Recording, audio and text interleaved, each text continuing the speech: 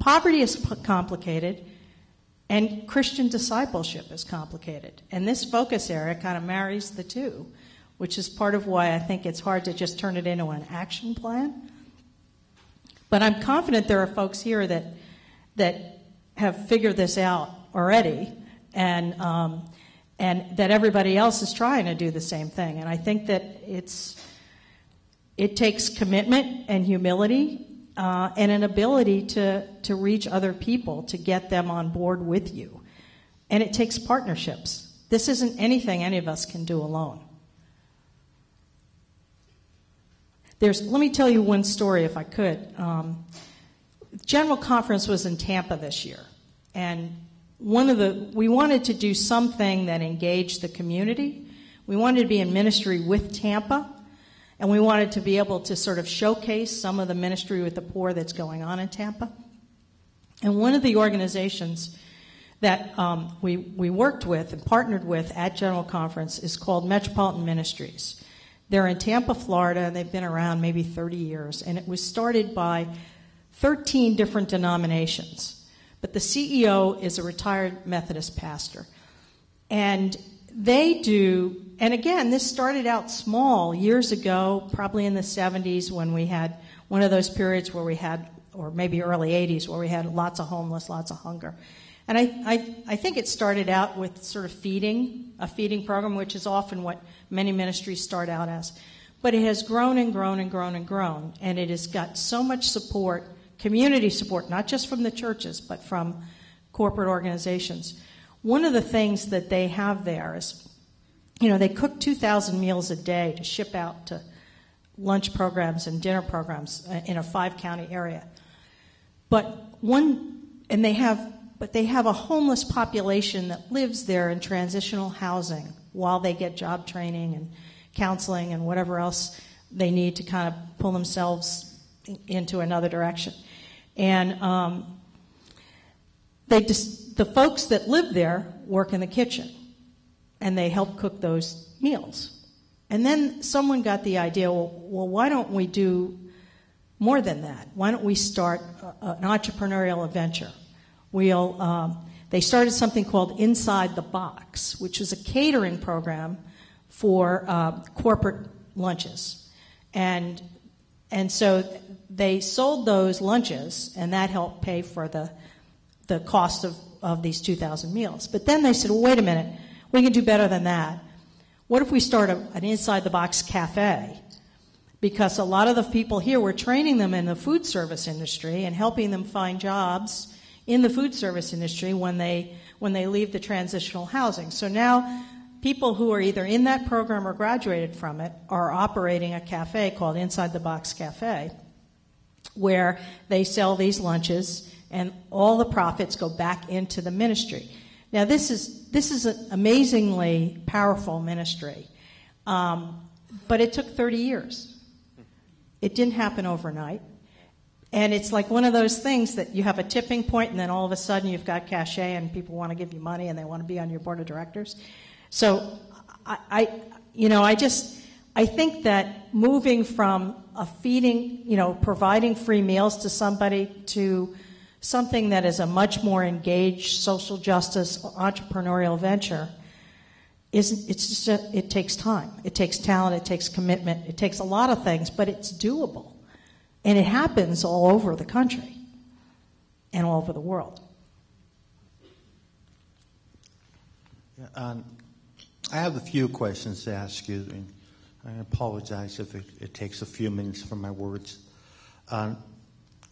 Within the city of New York, do you find that the churches in one of the counties or one of the boroughs doesn't seem to reach out to the others and the needs of, or do you find that the one borough you're in, the poor or the ones that need the help are slightly different than like the Bronx or Queens or any of the other boroughs?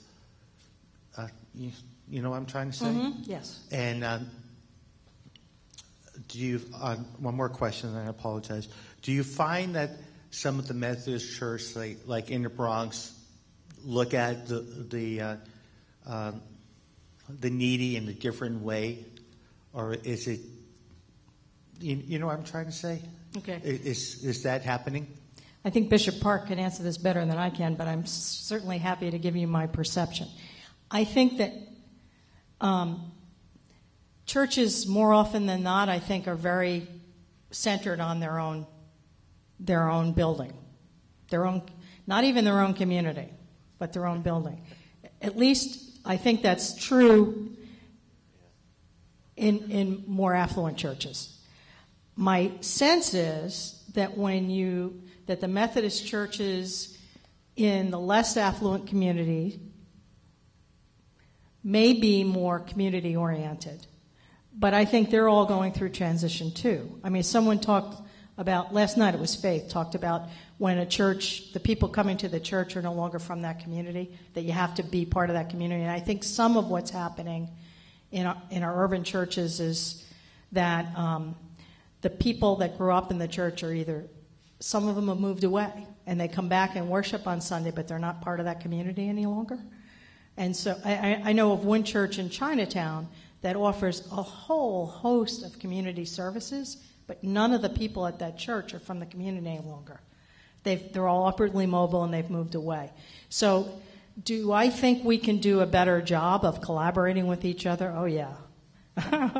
Do I think we should get out of our church more often and do sustained things? Yes. I mean, Rethink Church is an initiative of the United Methodist Communications Agency, and I suspect it was spawned by Mike Slaughter's Change the World.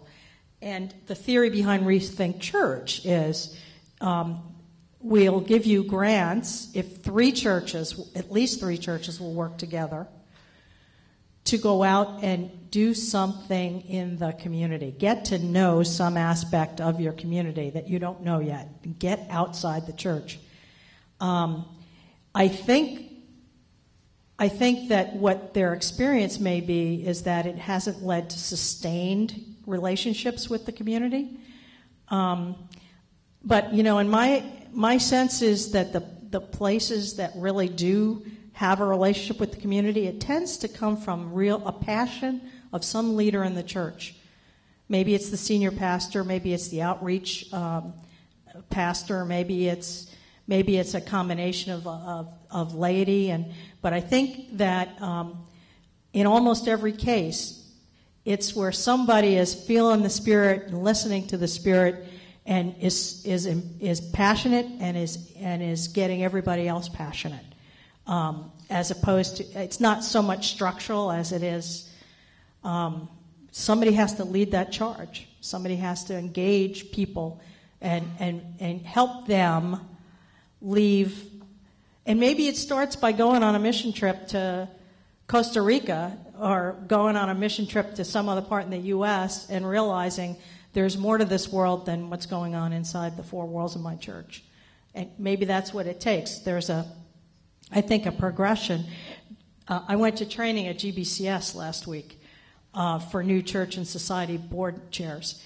And there was a grassroots organizer who was teaching us that there is a continuum from someone who just goes to church and prays or sings to someone who engages in some kind of a ministry of the church, usually a service industry like a meal program, to getting more and more on fire to be a disciple. Growing in discipleship is what happens when you become more and more engaged in ministry with the poor.